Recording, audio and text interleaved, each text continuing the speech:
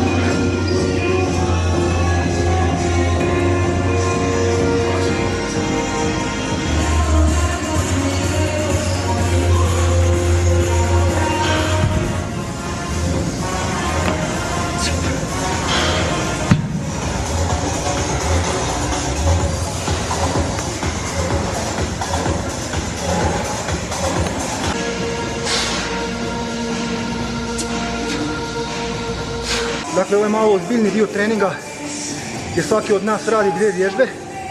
Dakle, ja radim clean i čučanj i radim snatch sa bučicom.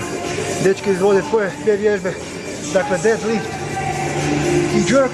Dejan radi na Hackenschmittu čučanj i vertikalni sklek. Nakon 2 kruga se mijenjamo. Napravimo opet svaki 2 kruga. Trening je to gotov. Na kraju se malo istegnemo. To je to.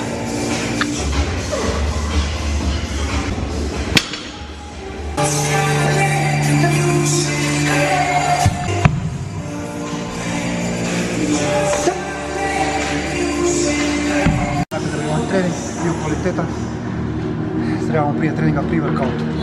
Mi smo dakle izabrali power pre-workout, 2 mjerice prije treninga i trening je bio